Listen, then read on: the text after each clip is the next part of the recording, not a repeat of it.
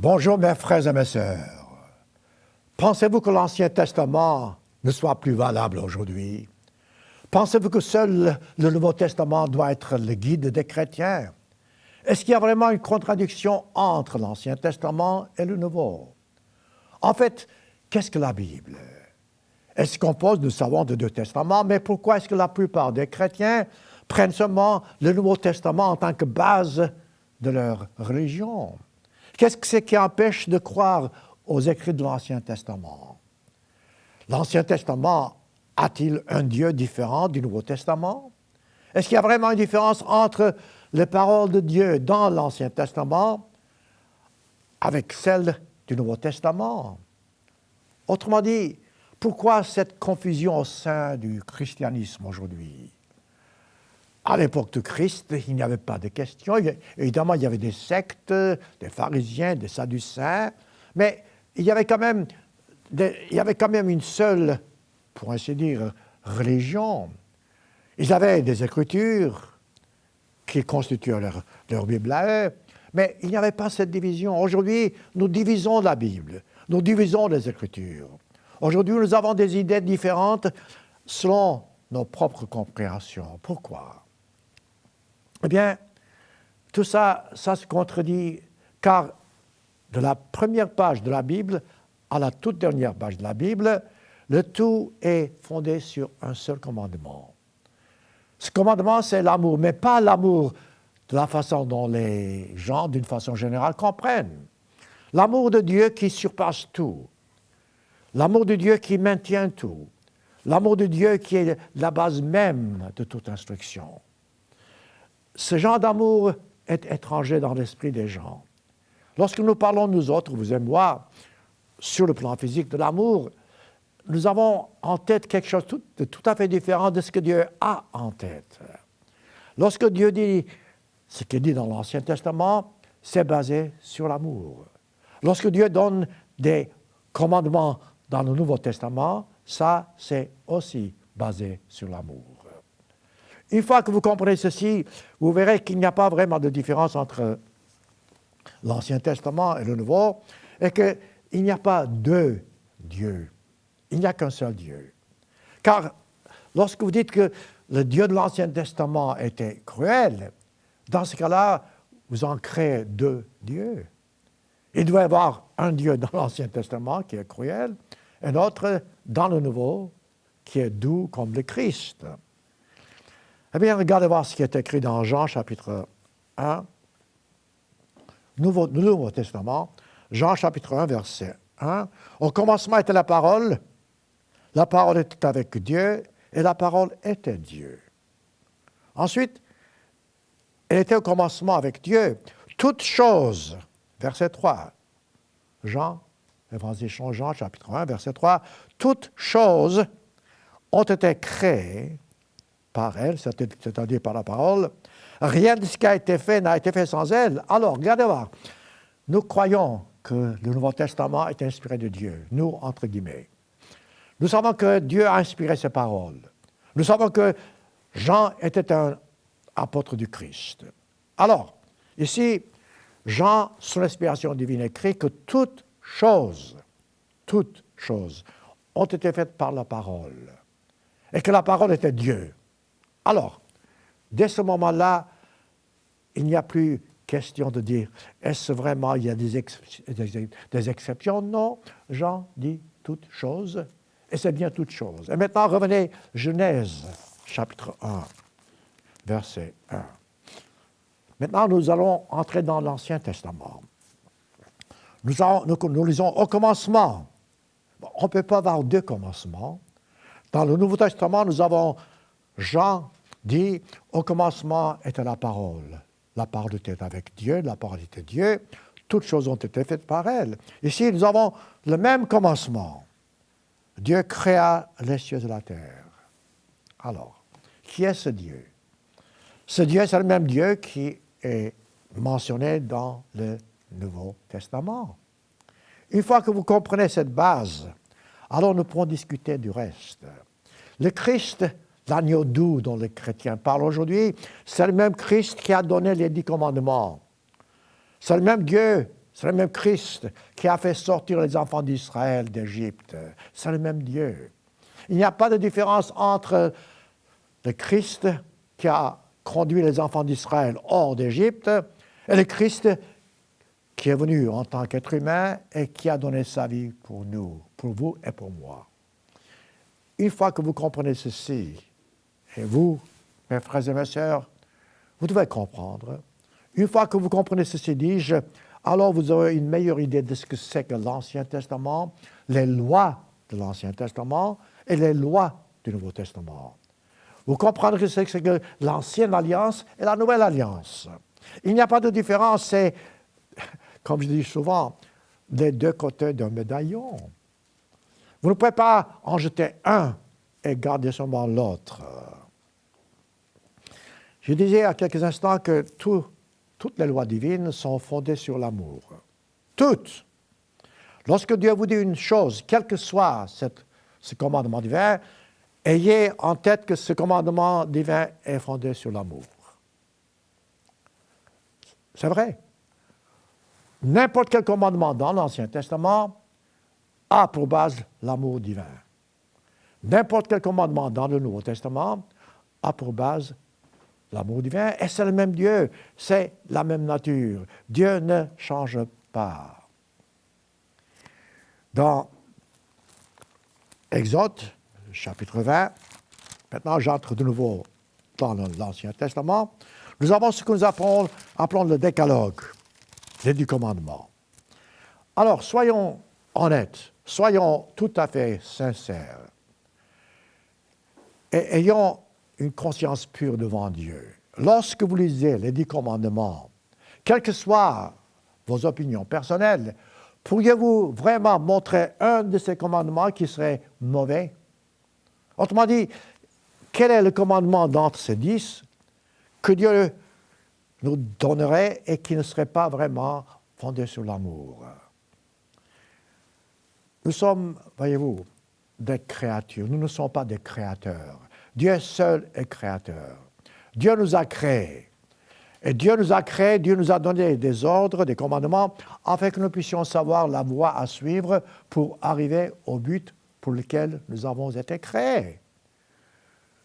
C'est pourquoi le premier des commandements, dans Exode chapitre 20, Dieu dit, « Je suis l'Éternel ton Dieu, et tu n'auras pas d'autre Dieu devant moi. » Alors, quel est, je vous répète, le point ici qui serait difficile pour vous et pour moi, et pour comprendre et pour observer? Vous ne pouvez pas avoir 2 dieux puisqu'il y a un seul Dieu. Le même Dieu de l'Ancien Testament et le même Dieu du Nouveau Testament. Vous ne pouvez pas avoir 2 dieux. Dans ce cas, Dieu dit, tu n'auras pas d'autre Dieu. C'est quoi ça? C'est que lorsque vous vous détournez de ce commandement, lorsque vous commencez à chercher d'autres dieux, c'est-à-dire des choses qui prennent la place de Dieu, si quelque chose vient dans votre esprit avant Dieu, devant Dieu, dans ce cas-là, vous avez 2 dieux. Ça peut être un amour physique, ça peut être quelque chose que vous convoitez, ça peut être quelque chose qui vous intéresse davantage, ça peut être le temps que vous passez avec d'autres choses. Donc si, dans votre esprit, quelque chose vous préoccupe plus que la pensée de Dieu, l'adoration de Dieu, c'est que vous avez 2 dieux, d'autres dieux devant la face de l'Éternel. Là encore, vous direz, bien, quelle différence cela fait-il? La différence, c'est que, voyez-vous, l'Éternel Dieu qui nous a créés nous montre le chemin pour arriver au but. Tandis que tous les autres dieux que vous pouvez vous créer ne pourront jamais vous montrer la voie du salut. Ne pourront jamais vous mettre sur le chemin du salut. Ce n'est pas possible. Une femme, un homme, des enfants ne peuvent pas vous conduire sur le salut, le chemin du salut, comme Dieu le fait, parce que Dieu vous donne exactement la façon d'y entrer. N'importe quelle possession matérielle ne peut pas vous mettre sur le point du salut. Ce n'est pas possible. Parce que ces choses matérielles disparaissent d'un jour à l'autre. Mais Dieu est toujours là. Dieu est toujours permanent. Dieu est toujours éternel. Voilà pourquoi nous ne devons pas avoir d'autres dieux devant lui. Ensuite, il dit, tu ne feras pas, verset chapitre Exode 20, verset 4, tu ne feras pas d'image taillée ni de représentation quelconque des choses qui sont sur la terre, etc. Là, alors, verrez-vous, les gens comprennent mal. Alors, on ne peut pas faire des choses d'artistes ou des choses comme ça. Non, ce n'est pas ça que Dieu dit. Il dit, tu ne feras pas des images taillées pour te prosterner devant elles, pour les adorer. Voilà la différence. Donc, ce n'est pas un tableau qui, en principe, serait mauvais. C'est la façon dont vous regardez à ce tableau, dont vous considérez ce tableau, et que vous vous agenouillez, vous vous prosternez devant ce tableau. Dans ce faisant, vous créez deux dieux, encore une fois. Commencez-vous à comprendre. Je vais prendre chacun de ces commandements comme ça, très brièvement, afin de vous montrer que chacun des 10 commandements est fondé sur l'amour divin. Ensuite, troisième commandement, verset 7, Exode 20, il dit « Tu ne porteras point le nom de l'Éternel ton Dieu en vain. » Là encore, je répète. Pourquoi? Parce que lorsque vous commencez à prendre le nom de l'Éternel en vain, vous commencez à avoir d'autres idées, d'autres dieux. Et vous, je dirais, et vous blâmez Dieu, de blâmer son nom. Là, je pense que c'est facile à comprendre, mais la plupart du temps, ne font pas attention. C'est incroyable combien de fois dans la journée, et même dans les films que vous voyez, le nom divin est massacré, est souillé, est mal employé. Vous savez, on a des petites expressions en français ou n'importe quelle langue, et puis après, on dit des choses toujours en ayant en tête le nom de Dieu. Dieu dit, tu ne prendras pas donc le nom de l'Éternel en vain dans ta bouche. La plupart des langues en ce bas monde ont justement des expressions dans lesquelles le nom divin a été pris en vain. Ce faisant, nous créons encore une fois une division et nous avons d'autres dieux devant. Et voilà que certains appellent Dieu, d'autres appellent dans une autre langue, et d'autres appellent par des noms ésotériques. Et voilà qu'on crée des images, on crée des dieux. Et on se dirige vers, je dirais, vers des croyances tout à fait étranges ou étrangères à la Bible. Je prends très brièvement ces versets parce que, je répète, le sens c'est que tout est créé sur l'amour. Ensuite, le quatrième commandement, Dieu dit, souviens-toi. Souviens-toi de quoi? Écoutez, frères et mes sœurs, vous ne pouvez pas vous souvenir de quelque chose si ce quelque chose n'a jamais été dans votre esprit. Donc, vous devez savoir quelque chose. Le fait même que Dieu vous dit « souviens-toi de quelque chose », c'est que cette chose a été dite auparavant. Et quelle est cette chose? Il dit « souviens-toi du sabbat, du repos de l'Éternel ». Incroyable. Mais aujourd'hui, pourtant, la plupart des chrétiens ne se souviennent pas du sabbat, ou bien prennent le sabbat, le respectent à leur façon. Mais ça, ce n'est pas se souvenir. Lorsque Dieu a dit « souviens-toi du sabbat », il a donné un certain ordre, et il donne. Il dit « tu ne travailleras pas ce jour-là, tu ne feras pas un travail servile ». Et ensuite, il n'avait qu'à lire le reste, tu ne feras pas d'ouvrage, dit-il. Tu respecteras ce jour de sabbat, dit-il, pour adorer l'Éternel ton Dieu. Alors combien de gens aujourd'hui observent le sabbat pour adorer Dieu? Certes, on observe un jour de la semaine, comme dimanche, mettons, mais d'abord, dimanche n'est pas le sabbat. Dimanche, c'est le premier jour de la semaine, ce n'est pas le 7e jour de la semaine. Dieu parle du sabbat qui est, même littéralement parlant, sabbat signifie 7e jour de repos. Donc, les gens ignorent ce commandement, observent le premier jour. Comment? En se reposant? Pas du tout. En cessant de faire leur ouvrage quotidien? Pas du tout. Ils s'amusent, du sport, tout ce que vous voulez. Autrement dit, on transgresse le jour du sabbat, et en tant que jour, et aussi en faisant des choses que Dieu défend de nous faire. Vous direz, quelle différence cela fait-il? Mais ça vient toujours au même. Si nous faisons ce que Dieu nous dit de faire, nous serons heureux. Nous marcherons sur le chemin qui nous conduit à la vie éternelle. Mais si nous ne faisons pas ce que Dieu dit, dans ce cas-là, nous dévions et puis nous allons du côté opposé. Voilà la différence. Si vous ne respectez pas le sabbat, c'est que vous ne comprenez pas Dieu. C'est que vous n'obéissez pas à Dieu. C'est que vous vous dirigez ailleurs que sur le chemin qui vous mène sur la vie éternelle. Là encore, je vous dis, je prends seulement le principe de ces commandements. Bon, le sabbat aujourd'hui est souillé. Et combien de gens connaissez-vous, ou bien vous-même, avez-vous pris le temps vraiment de vérifier comment le 7e jour de la semaine a été changé au premier jour de la semaine? Faites un effort. Comment? Qui a fait le changement? Quand ce changement a eu lieu? À travers la Bible, vous ne trouverez pas un seul verset, une seule excuse, une seule phrase qui vous donnerait la licence ou bien la permission, l'autorisation de changer le jour du sabbat au premier jour, qui est le dimanche. Mais sautons, continuons. Ensuite, Dieu dit, en tant que cinquième commandement, verset 12, Exode 20, « Honore ton père et ta mère, dit-il, afin que tes jours se prolongent dans le pays où tu entres. » Bon. Alors, mes frères et mes sœurs, je vous pose la question. Quel mal y a-t-il entre honorer son père et sa mère? Vous direz, oui, mais mon père et ma mère ne me comprennent pas. Bon, ça c'est votre affaire.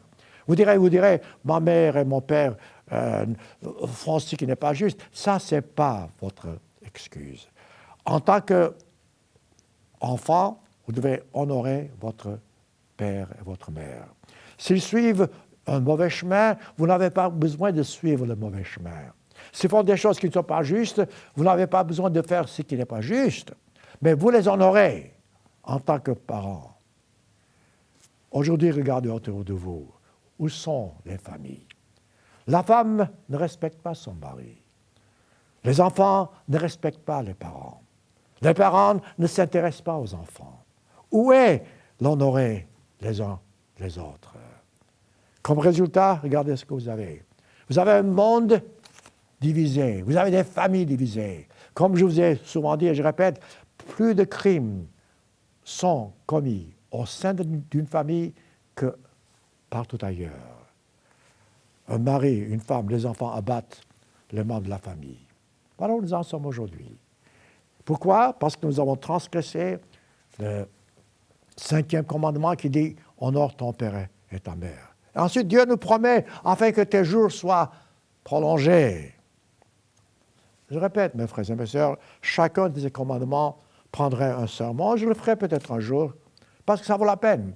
Mais je vous donne ici un sens, parce que le sujet aujourd'hui de mon sermon, c'est de vous montrer qu'il n'y a pas une différence entre l'Ancien Testament et le Nouveau Testament. Qu'il n'y a pas une différence entre l'Ancienne Alliance et la Nouvelle Alliance. Que cette différence, c'est dans l'esprit des gens, peut-être dans votre esprit, et il est grand temps que vous puissiez vous réveiller. Il n'y a pas deux dieux. Il n'y a pas deux dieux qui aient donné des commandements différents. Il n'y a qu'un seul Dieu dont les commandements sont fondés sur l'amour. Ensuite, Dieu dit au verset 13, toujours Exode 20, ces mêmes commandements se trouvent du reste en Deutéronome 5, mais ça c'est secondaire. Alors Dieu dit, tu ne tueras point. Tu ne tueras point. Et qu'est-ce qui s'est passé? Vous rendez-vous compte que le premier enfant né sur cette terre, Caïn, a tué son frère. Imaginez, le premier enfant né dans ce monde a tué son frère. Pourquoi? Parce que Satan, le diable, l'a incité, d'accord. Mais le fait est que déjà, dès le commencement, les hommes se sont détournés des ordres divers. Regardez autour de vous. Je ne sais pas, vous savez, je n'ai pas cherché académiquement, mais on dit qu'il y a eu, depuis le commencement de l'histoire humaine jusqu'à aujourd'hui, environ 14 ou 15 000 guerres. Je ne sais pas. Peut-être c'est vrai, peut-être c'est pas vrai, je ne sais pas. Mais quoi qu'il en soit, nous avons eu des guerres à travers les siècles. On n'a pas eu un seul siècle où il n'y ait pas de guerre. Les gens se tuent. Alors que je vous parle, vous savez, chaque matin, j'ai peur de tourner la radio pour écouter les nouvelles, car je sais qu'on aura encore de nouvelles d'assassinat, de mort, de guerre. Ça fait de la peine. Vous tournez le bouton de la radio ou bien de la télévision, c'est toujours la même chose. Alors que je vous parle, nous avons de par le monde plusieurs dizaines de guerres entre les nations. Et c'est triste. Pourquoi? Parce que les gens n'obéissent pas au commandement de Dieu qui dit « tu ne tueras point ». Mais vous direz-vous, mais il veut me tuer si je ne le tue pas. C'est là où vous faites confiance à Dieu. Vous laissez Dieu agir. Vous laissez Dieu faire les choses. Vous faites votre part et vous verrez que Dieu vous protégera. Humainement parlant, on ne comprend pas ces choses-là, mais il faut quand même faire confiance à Dieu. Laissez Dieu faire. Dieu a dit, tu ne tueras pas. Si quelqu'un est après vous, eh bien, vous mettez à genoux devant Dieu et vous priez Dieu et Dieu vous protégera. J'ai des exemples que je pourrais vous donner. Des gens où des femmes étaient vraiment poursuivies par un homme. Je connais un exemple surtout. La femme, elle se voyait prête à être attaquée. Elle s'est mise à genoux. Et Dieu, écoute, viens, j'ai besoin de toi. L'homme, l'agresseur, était figé. Il ne pouvait rien faire. Tout d'un coup, il a quitté, il est parti. Un exemple, direz-vous? Non, ce n'est pas un exemple. Ces choses-là arrivent souvent si vous faites confiance à Dieu. Cette femme-là était absolument convaincue que Dieu l'aiderait. Dieu, écoute, Dieu, arrête cet homme. Elle s'est mise à genoux. L'homme a dû s'en aller. Voyez-vous, cette question, cette façon d'agir, avoir foi en Dieu vous donne la compréhension comment et pourquoi chacun des 10 commandements est fondé sur l'amour. Ensuite, Dieu a dit au verset 14, « Tu ne commettras point d'adultère. » Oh, alors, c'est un peu fort, non? Du reste, ce que je vais faire dans ce sermon, je vais prendre ce 7e commandement, je vais vraiment analyser davantage. Mais commettre l'adultère, c'est d'agir de façon à avoir des rapports avec d'autres personnes du même sexe, ou même de sexe différent, parce qu'aujourd'hui, on a transgressé les lois, et ce faisant, voyez-vous, vous transgressez les lois divines. La plupart des maladies, comme vous le savez, sexuelles surtout, sont dues parce qu'on commet l'adultère. Mais ça, je dis, dans quelques instants, je vais en parler. Donc, aujourd'hui, le monde ne fait que commettre l'adultère. Mais continuons. Ensuite, verset 15, « Tu ne déroberas point ». C'est le 8e commandement. Autrement dit, « Tu ne voleras point ». Là, encore une fois, regardez autour de vous. Écoutez, pourquoi sommes-nous si malheureux aujourd'hui? Pourquoi y a-t-il tellement de différences entre les classes humaines? C'est que, voyez-vous, on vole, les uns volent les autres. Les marchands, les commerçants, l'ouvrier, le patron. Cette honnêteté dans le travail n'existe presque pas. Alors on vole. Dans les grands magasins, voyez-vous, ils ont déjà, paraît-il, 10 ou 15% qu'ils mettent de côté chaque année parce qu'ils pensent que 10 ou 15% de leurs marchandises seront volées. Incroyable. Je me rappelle l'histoire d'un homme qui a été arrêté parce qu'il a volé 100 $, 100 €, mettons, je ne sais pas. Mais il a dit, mais pourquoi vous avez fait? Il dit, oui, écoutez, cet homme-là, il est tellement riche que je prenne 100 $ ou quoi, ça n'a pas d'importance pour lui. Pour moi, ça vous fait vivre. Raisonnement humain. Le fait est que, voyez-vous, si vous faites votre part honnêtement, vous travaillez, vous serez récompensé, vous n'aurez pas besoin d'envier ou de prendre l'argent de quelqu'un d'autre. Là encore, je répète, ce sont des commandements faciles à comprendre et aussi très faciles à trouver des excuses pour transgresser ce commandement. C'est incroyable comme l'esprit humain trouve des excuses pour transgresser les commandements de Dieu. Pour dire, voilà pourquoi je n'obéis pas.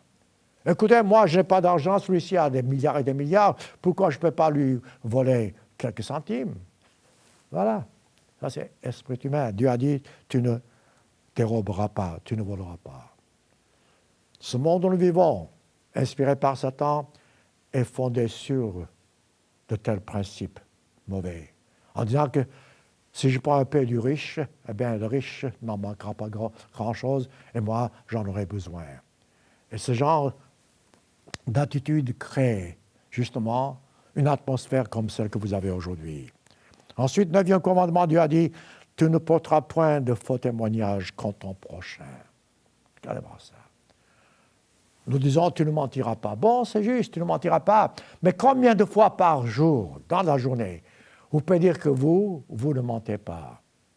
Ah oui, je vous pose la question, voyez-vous, ce faisant, vous transgressez les lois, ce faisant, vous créez des problèmes, et voilà que vous dites, pourquoi est-ce que Dieu ne m'exauce pas? Chaque fois que vous ouvrez votre bouche, soyez sûr que vous dites la vérité. Chaque fois que vous ouvrez la bouche, soyez sûr que vous n'attaquez pas votre prochain. C'est bien marqué votre prochain. Ce n'est pas quelqu'un dans l'Église uniquement, ce n'est pas un chrétien uniquement, ce n'est pas un membre de la famille uniquement, c'est ton prochain, ton voisin, l'homme que vous voyez dans la rue. Cet homme qui marchera, peut-être vous direz, tiens, mais qui est celui-ci? Peut-être vous le regardez avec mépris. Dieu a dit, tu ne mentiras pas, quel que soit le cas. Aujourd'hui, je répète une fois encore, le commerce, les affaires, la publicité, mais tout est basé sur le mensonge, sur des choses qu'on vous fait croire. On vous force à croire à quelque chose qui n'est pas réellement le cas. En fin de compte, 10e commandement. Alors là, je n'ai rien à dire. Dieu a dit, tu ne convoiteras pas. Ensuite, il donne des détails. Plus tard, je répète, je prendrai ce commandement en détail.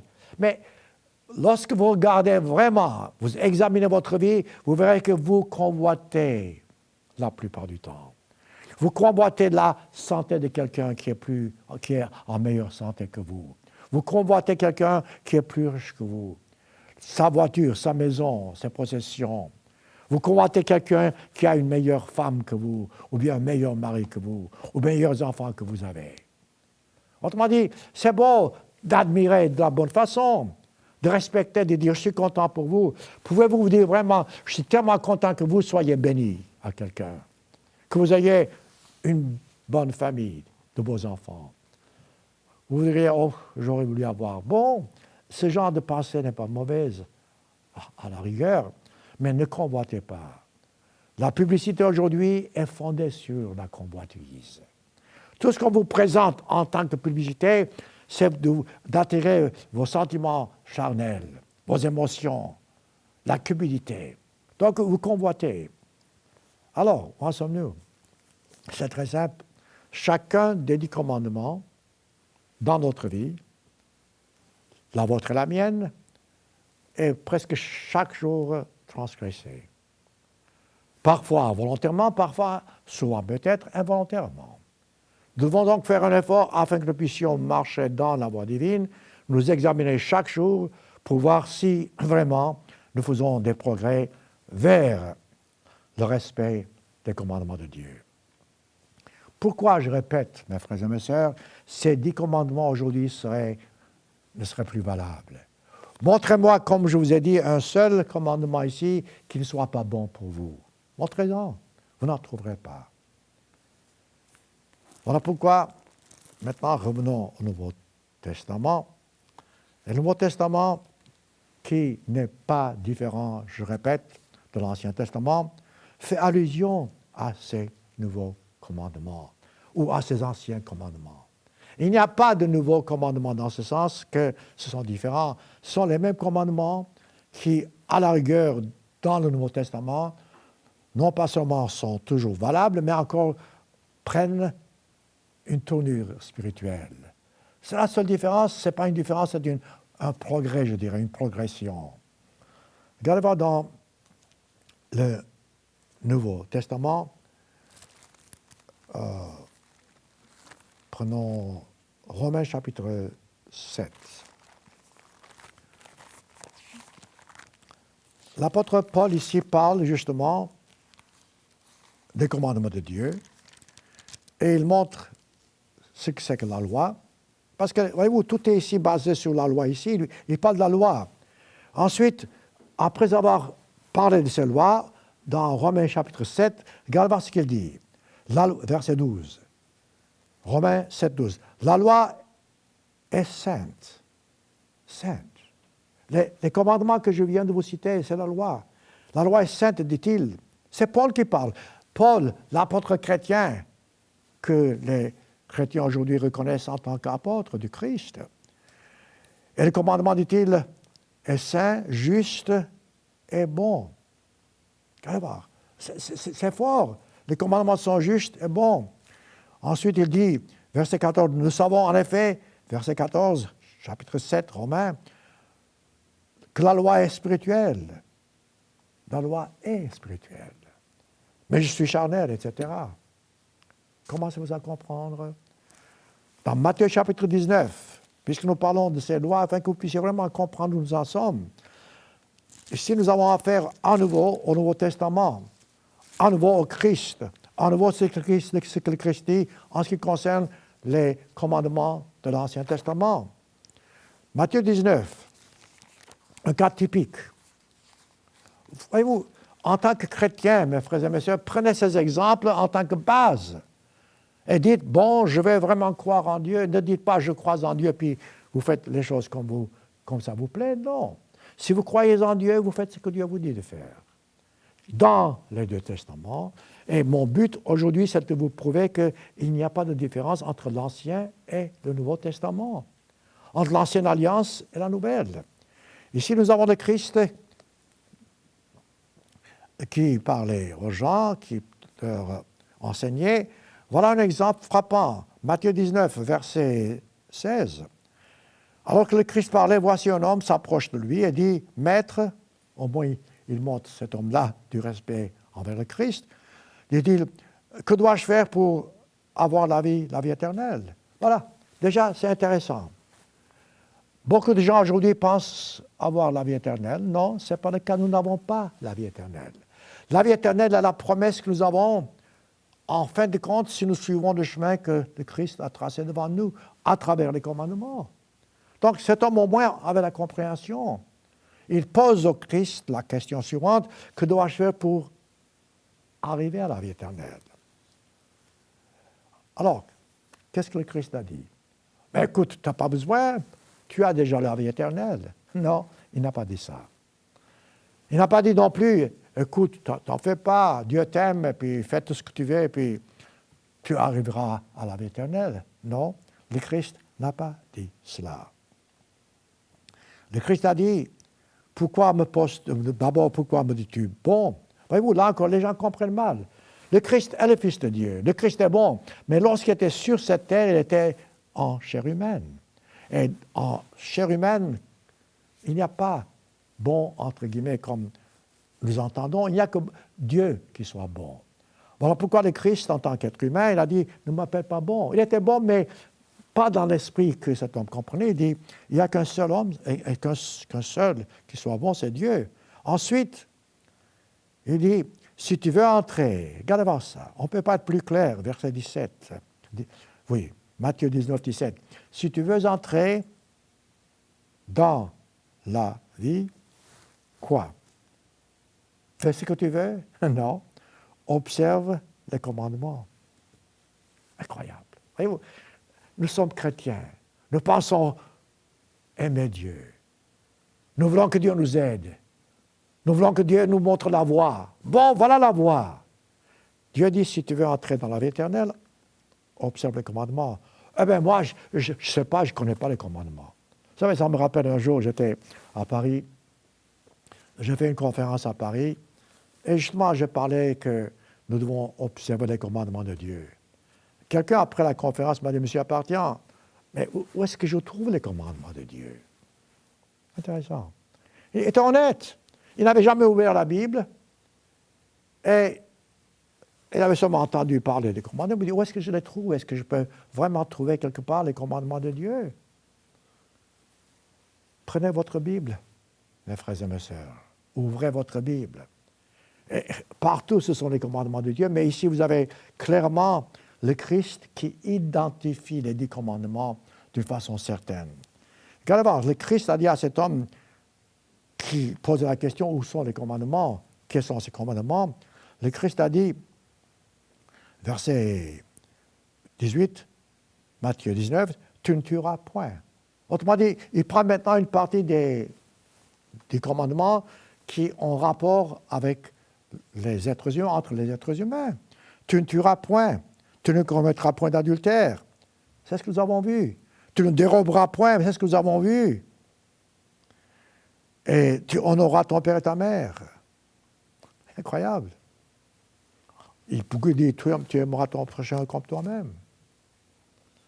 Et qu'est-ce que l'homme a dit? L'homme a dit, mais j'ai observé tout ça depuis mon enfance. Le Christ a dit, si tu veux vraiment entrer dans la vie éternelle ou bien être parfait, vends ce que tu possèdes, donne-le aux pauvres, tu auras un trésor dans le ciel. Autrement dit, ce n'est pas une question d'observer les commandements. C'est une question, après ça, à être prêt à aimer votre prochain comme vous-même. Et là où le sacrifice commence. Cet homme-là ici, voyez-vous, il était très riche. Il ne voulait pas se séparer de ses richesses. Alors, il a observé les commandements de Dieu dans la lettre, mais lorsqu'il s'agit de se sacrifier, il n'était pas prêt. Ensuite, on n'avait qu'à voir comment le Christ a comparé l'attitude de cet homme, qui peut être la vôtre et la mienne. Commencez-vous à comprendre qu'il n'y a pas de différence entre l'Ancien et le Nouveau Testament. Dans 1 Corinthiens chapitre 10, 1 Corinthiens chapitre 10, ici nous avons affaire à l'histoire des Israélites. Oh, l'Ancien Testament, oui, l'Ancien Testament, d'accord. Mais regardez voir ce que Paul écrit. 1 Corinthiens 10, il dit, frère, dit-il, je ne veux pas que vous soyez dans l'ignorance en ce qui concerne nos pères, c'est-à-dire les Israélites là, qui sont tous passés, dit-il, à travers la mer Rouge. Et qu'est-ce qui se passe? Ils ont été baptisés, dit-il, en Moïse, etc. Et ensuite quoi? Verset 4, ils ont bu, dit-il, un rocher spirituel qui les suivait, et ce rocher était Christ. Regardez voir ça. Le rocher physique et aussi le rocher spirituel. Le Christ apparaissait, le Christ l'Éternel, Dieu, à eux dans une nuée. Le matin et le soir, la nuit, d'une façon différente. Mais le fait est que, n'est-ce pas, ces gens suivaient cette nuée. Ensuite, il y avait le rocher. Ce rocher leur a donné à manger et à boire. Et l'apôtre Paul dit, verset 4, ce rocher était Christ. Commencez-vous à comprendre? C'est le même Dieu. Le même Dieu, le Christ, était le rocher dans l'Ancien Testament qui a donné à boire et à manger aux Israélites, qui a permis à eux de passer par la mer Rouge et quand même ne pas perdre leur vie. Commencez-vous à comprendre? Dans Hébreux chapitre 13, je sais que je sors des versets, mais je veux que vous puissiez comprendre. C'est facile et pourtant c'est difficile. C'est facile parce qu'on ne peut pas tordre le sens. C'est difficile parce que la nature humaine est toujours en but. Nous voulons faire les choses à notre tête. Nous voulons avoir ce que nous voulons à notre façon. Nous voulons gagner quelque chose à notre façon. Nous voulons avoir la vie éternelle à notre façon, pas à la façon divine. Voilà la différence. Vous ne pourrez jamais arriver à la vie éternelle à votre façon. Vous avez beau essayer. Mais vous arriverez sûrement à la vie éternelle à la façon divine, laquelle est toujours fondée sur les commandements, lesquels sont fondés sur l'amour pur. Voilà, c'est aussi simple que cela. Hébreux chapitre 13, disais-je. Nous parlons de Christ, nous parlons de Dieu. Regardez ce que Hébreux 13, 8 déclare. Jésus-Christ est le même hier, aujourd'hui et éternellement. C'est le même Dieu, éternellement. Alors, comment est-ce qu'on peut s'approcher davantage de ce Dieu? Maintenant, revenons, je fais exprès à l'Ancien Testament. Voyez-vous, je prends les deux testaments pour vous montrer. Deutéronome 4. Deutéronome 4, on parle du Christ, c'est le même Dieu. Le Christ du Nouveau Testament n'est pas différent de l'Éternel de l'Ancien Testament. Deutéronome 4, verset...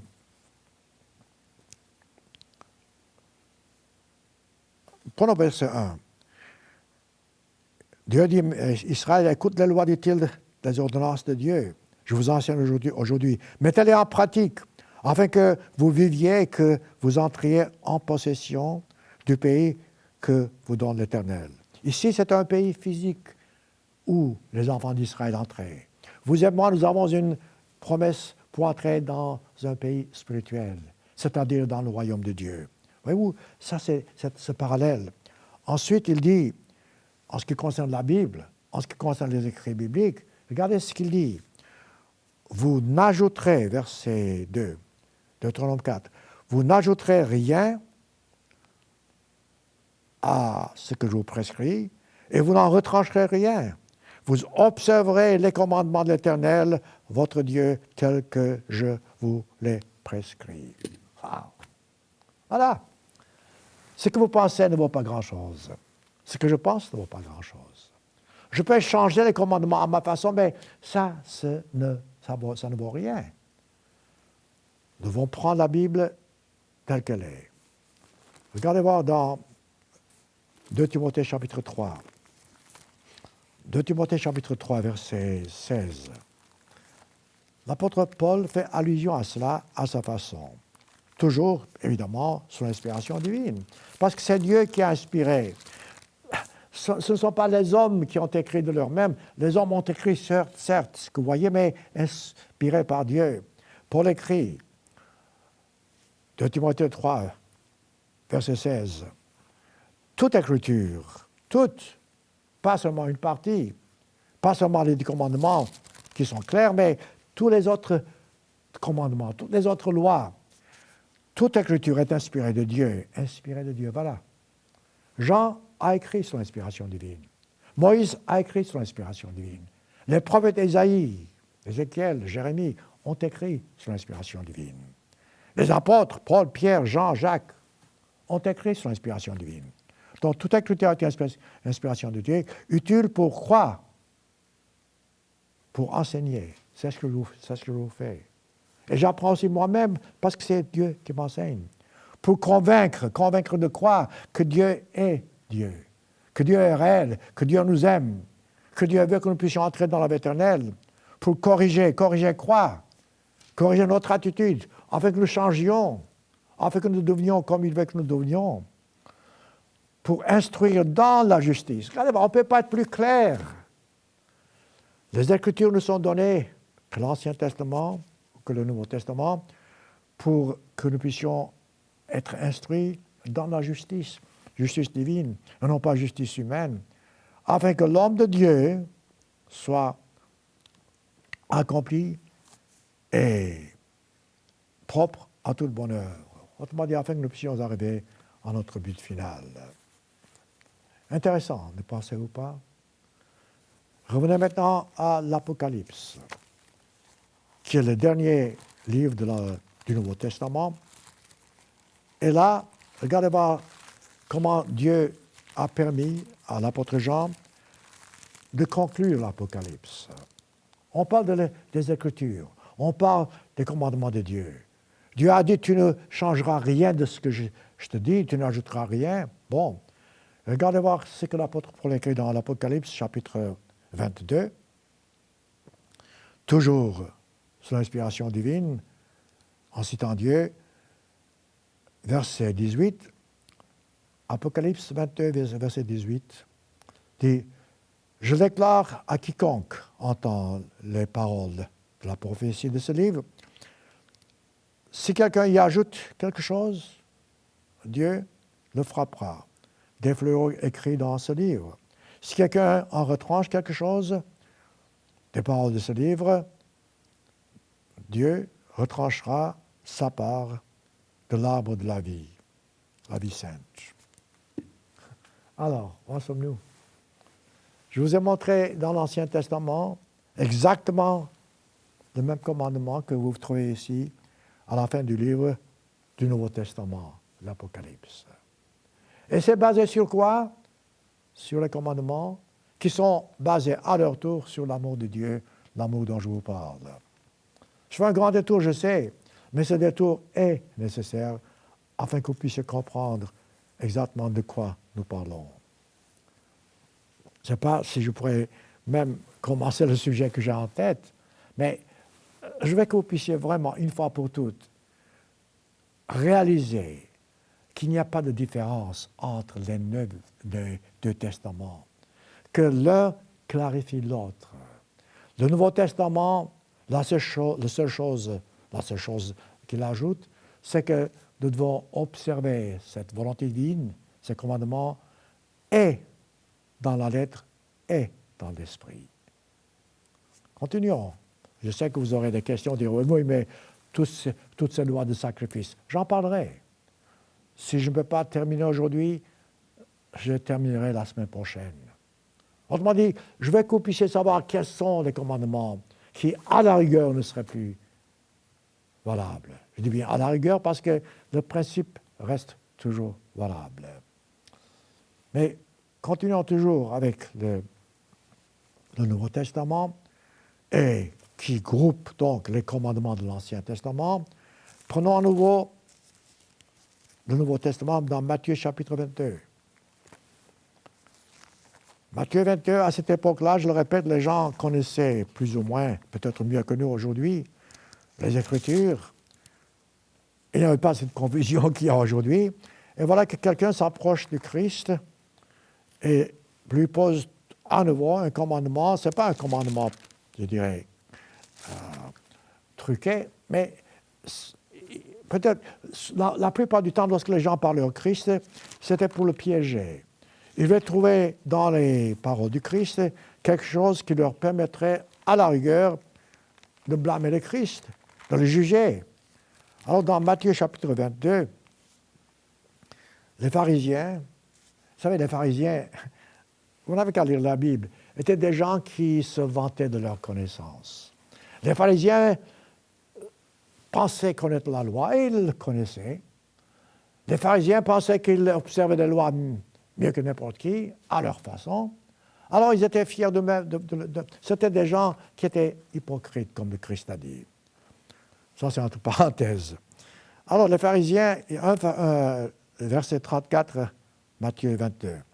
Matthieu 22, verset 34. Les pharisiens, ayant appris que Christ avait réduit au silence les Sadducéens, voilà quoi notre secte, se rassemblèrent autour de lui, et l'un d'eux, docteur de la loi, autrement dit, connaissait bien la loi, lui fait cette question. Alors, quelle est la question? Maître, quel est le plus grand commandement? Voilà. Une question, vous savez, piège. Quoi que le Christ dise, on prendrait la déclaration du Christ, on y verrait des fautes. Parce que là, vous mettez le Christ vraiment devant un dilemme. Je vous ai montré les 10 commandements. Je vous ai montré que le plus grand, évidemment, c'est d'adorer Dieu, d'accord? Mais il y a aussi honorer vos parents, tout ça sont des commandements importants. Donc, comment est-ce que vous pouvez mettre quelqu'un à l'épreuve ainsi? Mais c'est le Christ qui a donné les 10 commandements. Donc, ce serait juste, et c'est juste, qu'on lui pose cette question en disant, quel est le plus grand commandement?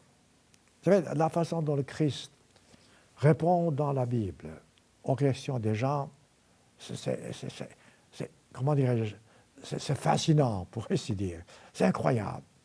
Évidemment, c'est Dieu, il sait comment répondre, il sait comment dire aux gens la vérité, comment expliquer. Le Christ ici explique d'une façon merveilleuse quel est le plus grand commandement. Il explique à cet homme, à ce pharisien, qui voulait le piéger, voilà la réponse. Chaque fois que le Christ donnait une réponse, les gens ne pouvaient pas discuter avec lui parce que c'était comme échec et mat. Parce que c'est le Christ qui le mettait dans le coin. Alors le Christ a dit, tu veux savoir quel est le plus grand commandement? Verset 37, tu aimeras le Seigneur ton Dieu de tout ton cœur, de toute ton âme, de toute ta pensée. Autrement dit, lorsque je vous ai cité les 10 commandements, je vous ai montré les 4 premiers commandements qui montrent comment adorer Dieu, comment respecter Dieu, comment aimer Dieu.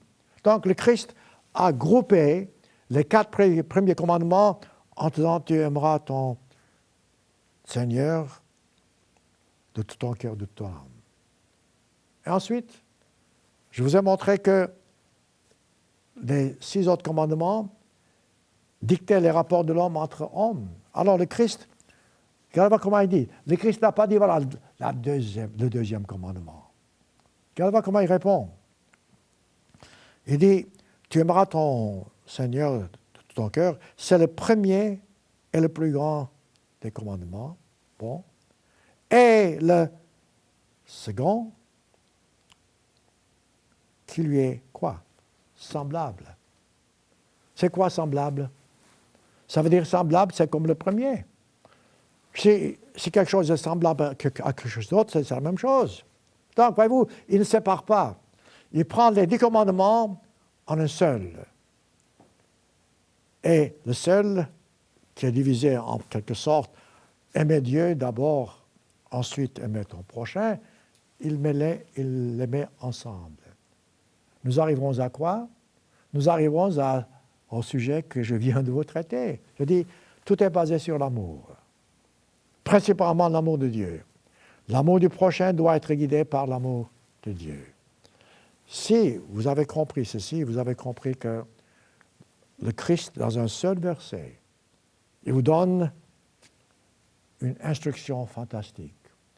Que l'amour de Dieu consiste à garder les commandements de Dieu, que l'amour de Dieu consiste à aimer Dieu, premièrement, et aussi notre prochain sans faire une différence.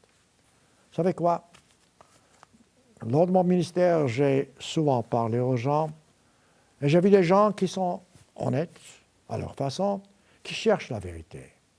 Lorsque vous leur montrez tout ça, ils comprennent un petit peu, ils comprennent à leur façon, d'une seule oreille. Ils ne veulent pas entendre le reste. Tellement de gens vraiment sont sincères, ils cherchent la vérité. Ils me disent, Monsieur Appartient, comment est-ce qu'on peut savoir exactement la différence entre ce que les gens prêchent ou disent et ce que... Parce qu'il y a tellement de différences entre les enseignements humains, c'est vrai. Mais prenez votre Bible, comme je viens de le faire maintenant, et vous verrez que si Dieu vous dit quelque chose, croyez-le et laissez de côté les arguments humains qui peuvent être différents de ce que je vous dis maintenant et qui sont dans la Bible. Donc, vous ne devez pas avoir un Dieu devant la face de l'Éternel. Il n'y a pas deux dieux. L'Ancien Testament a le même Dieu que le Nouveau Testament.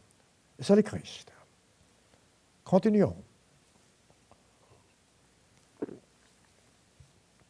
Après avoir dit que nous devons aimer Dieu, premièrement, et ensuite, sur la même ligne, aimer notre prochain, la question se pose.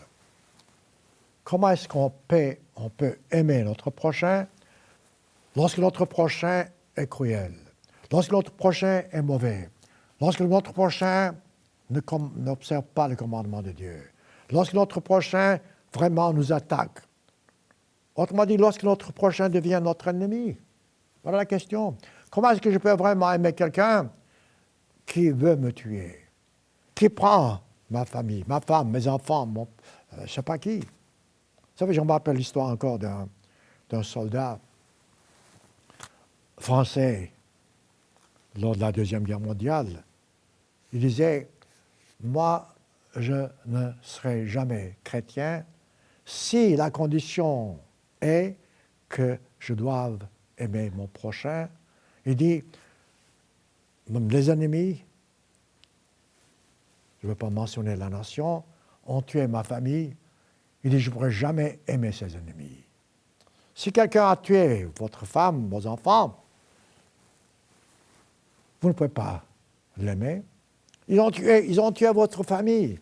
Alors il a dit, cet homme, si, selon la Bible, je dois aimer mon ennemi ou mes ennemis, je ne serai jamais chrétien parce que je ne pourrai jamais aimer ceux qui ont tué mes enfants et ma femme. Ça, humainement parlant, ça sonne comme juste. Comment pouvez-vous aimer quelqu'un qui a tué vos enfants? Et pourtant, le Christ a dit, tu aimeras ton prochain comme toi-même. Le Christ a dit, Matthieu 5, tu aimeras tes ennemis. Voilà. C'est dur. Humainement parlant, ça n'a pas de sens, je dirais même. Et pourtant, le Christ a dit, Matthieu, prenons, ça vaut la peine, parce que c'est une partie du sermon. Je fais des détours, mais c'est une partie de ce que nous disons. Je vous ai répété il y a quelques instants en disant que ce que les 10 commandements disent dans l'Ancien Testament sont répétés dans le Nouveau Testament avec l'accent sur le côté spirituel des commandements. Dans Matthieu 5, dans Matthieu 6, dans Matthieu 7, le Christ prend les mêmes 10 commandements et nous montre qu'il y a une différence. La seule différence, dit-il, c'est que non pas seulement il faut respecter la lettre de la loi, mais l'esprit de la loi. Et il montre, si par exemple tu ne commets pas d'adultère physiquement parlant, tu peux le commettre dans ton esprit. Et il dit, c'est la même chose. Il dit, si tu ne tues pas quelqu'un physiquement parlant, mais tu lui en veux du mal, eh bien, tu as presque commis l'acte de le tuer. Voilà la différence. Cette différence est une nuance spirituelle. Je vous dis ceci parce qu'une fois que vous comprenez ceci, vous verrez que ce que nous appelons le sermon sur la montagne donne des précisions justement comment observer les lois divines avec leur intention spirituelle. Alors, puisque nous parlons d'aimer son prochain comme soi-même, humainement parlant, je sais, écoutez, je suis tout aussi humain que vous. J'ai les mêmes sentiments que vous, les mêmes tentations que vous. Donc, je ne vous parle pas en tant que quelqu'un qui soit supérieur. Au contraire, j'ai besoin d'apprendre. J'ai besoin de me maîtriser. J'ai besoin de faire les mêmes efforts que vous pour arriver au but. Le Christ a dit, verset 43, Matthieu, chapitre 5, oui, Matthieu 5, verset 43. Il dit, 44. Bon, je ne sais pas. Tout la même chose, mais je vais prendre, oui, verset 43. Vous avez appris qu'il a été dit, tu aimeras ton prochain et tu haïras ton ennemi. Ça, c'était la façon de comprendre lors de l'époque ancienne. Non pas qu'il y avait cette loi, parce que vous ne trouvez pas cette loi dans l'Ancien Testament, mais la façon dont les gens agissaient, c'était ils détestaient leurs ennemis. Le Christ dit, moi, verset 44, Matthieu 5, moi je vous dis.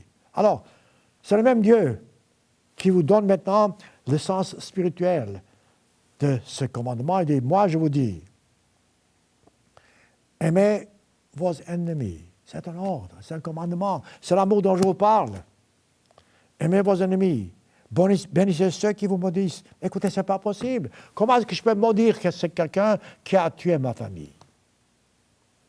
Voyez-vous, humainement parlant, ça n'a pas de sens. Et pourtant, le Christ ne ment pas, c'est le même hier, aujourd'hui, éternellement. Il dit, bénissez ceux qui vous maudissent. Faites du bien à ceux qui vous font du mal. Priez pour ceux qui vous maltraitent et qui vous persécutent. C'est possible. Et c'est vraiment possible de faire cela. On peut vraiment agir ainsi. Prier pour quelqu'un qui a tué ceux qui me sont chers. Bénir, les bénir. Comment? Comment est-ce que je peux faire? Et pourquoi? Bon, le comment, la Bible nous dit comment. Ce n'est pas facile. Je ne dis pas que c'est facile. Mais la Bible dit la raison pour laquelle nous devons agir ainsi. Il dit, afin que, regardez voir, afin que vous soyez fils, verset 45, de notre Père qui est dans les cieux. Mes frères et mes sœurs, le but de la vie, c'est d'arriver à la vie éternelle. Ce que nous avons aujourd'hui, vous et moi, c'est physique, c'est temporaire. Ça ne dure que l'espace d'un matin, comme les fleurs des champs. Donc, c'est réel, on ne peut pas nier, mais demain, c'est fini.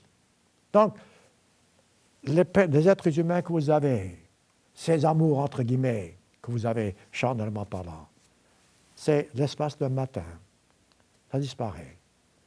Donc, le Christ, maintenant, nous montre la vie éternelle, où tout est réel, tout est permanent. Donc, si vous avez perdu donc, des membres de votre famille à cause de la cruauté d'un ennemi, bon, c'est très difficile, c'est affreux, c'est terrible, mais Dieu est juste. Dieu prendra soin de ça. Mais entre-temps, toi, en tant que quelqu'un qui doit être dans le royaume de Dieu, bénis-le. Bénis-le ne signifie pas, écoute, Dieu, donne-lui tout ce dont il a besoin. Non. Vous savez comment vous pouvez bénir votre ennemi? Comment vous pouvez prier pour votre ennemi? C'est très facile. Vous dites à Dieu, écoute Dieu, tu le connais. Tu sais ce qui est bon pour lui. Fais-le afin que lui, il apprenne sa leçon. Dieu punit à sa façon. Dieu sait comment redresser quelqu'un. Vous-même, vous n'avez pas des sentiments hostiles. Je sais, on ne peut pas l'aimer comme vous aimez un ami intime, ça je sais, je ne parle pas de ça. Mais en ce qui concerne donc les malédictions, vous dites, Dieu, tu prends soin de lui. C'est ton affaire, ce n'est pas la mienne. Ce faisant, vous verrez. Vous verrez des miracles qui arriveront. Vous verrez votre attitude. Vous verrez les bénédictions que vous aurez. Vous savez, comme je dis, j'ai presque pas commencé le grand sujet que j'avais en tête. Autrement dit, vous expliquer la différence entre les deux alliances. Je ferai ça la prochaine fois. Expliquer l'ancienne alliance et la nouvelle, toujours basée sur ce que je vous dis aujourd'hui, parce que ça, c'est la base. Il faut que vous compreniez ceci. Une fois que vous avez compris ceci, lorsque je parlerai de désalliance, vous aurez une meilleure idée. Je vous donnerai les exemples dans l'Ancien Testament. Les commandements de Dieu que les gens disent ne sont plus valables. Je vous montrerai que non, ces commandements sont aussi valables aujourd'hui qu'ils l'étaient il y a 2000 ans. Mais avant de terminer, laissez-moi au moins terminer par un autre verset qui se rapporte à ça. D'une façon générale, les gens disent « j'aime Dieu, mais je ne peux pas aimer mon prochain ». Eh bien, ce raisonnement n'est pas valable devant Dieu. Je sais, c'est difficile. Si vous aimez Dieu, la condition, c'est que vous deviez aussi aimer votre prochain. Sans cela, vous ne pouvez pas aimer Dieu. C'est ce que la Bible dit, c'est ce que le Christ a dit. C'est ce que le Christ a dit dans Matthieu 5 en disant « tu prieras pour ton ennemi ». L'apôtre Jean était très proche du Christ. Regardez ce qu'il écrit dans sa première épître. Sa première épître, chapitre 4. 1 Jean, chapitre 4. Regardez voir ce qu'il dit. C'est très clair. Bien-aimé, dit-il, verset 7. Aimons-nous les uns les autres, car l'amour est de Dieu. On parle maintenant de cet amour divin, supérieur, dont je vous parle. Et que quiconque aime est né de Dieu, autrement dit engendré de Dieu, et connaît Dieu. Celui qui n'aime pas son prochain n'a pas connu Dieu, car Dieu est amour. L'amour de Dieu a été manifesté envers tous, envers ce que Dieu a envoyé, et tout cela, donc, je paraphrase maintenant, voyez-vous, nous devons avoir ce sentiment que le Christ avait.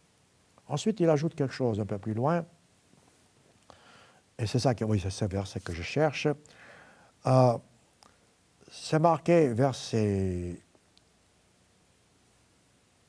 20, 1 Jean 4, verset 20, si quelqu'un dit, vous dites, moi je dis, j'aime Dieu, et qu'il haïsse son frère, c'est un menteur. Menteur, mais nous voulons voir que le mensonge était un des briser l'un des commandements de Dieu, le 9e. Donc, si vous dites que vous aimez Dieu, mais pas votre prochain, vous mentez. Autrement dit, vous revenez au premier plan. Non, c'est celui qui n'aime pas son frère, verset 20, qui voit, comment peut-il aimer Dieu qui ne voit pas? Ensuite, il ajoute, verset 21, et nous avons de lui ce commandement, c'est un commandement, que celui qui aime Dieu aime aussi son frère. Voilà où nous en sommes. La prochaine fois, je reprendrai ce sujet. Je reprendrai en répétant quelques-uns de ces conseils que je vous ai donnés, ou bien de ces paroles. Ensuite, je vous montrerai la différence, si différenciée, entre les deux alliances. Entre-temps, mes frères et mes sœurs, tâchez de comprendre que l'amour de Dieu est la base de votre existence. Et Dieu veut que vous soyez un jour avec lui dans la même famille, avec le Christ, que vous ayez vraiment compréhension de cet amour divin que le Christ a eu lorsqu'il est venu sur cette terre pour donner sa vie pour vous et pour moi, afin que nous puissions un jour partager leur gloire. Quelle récompense pourriez-vous vraiment espérer? Mieux que cela.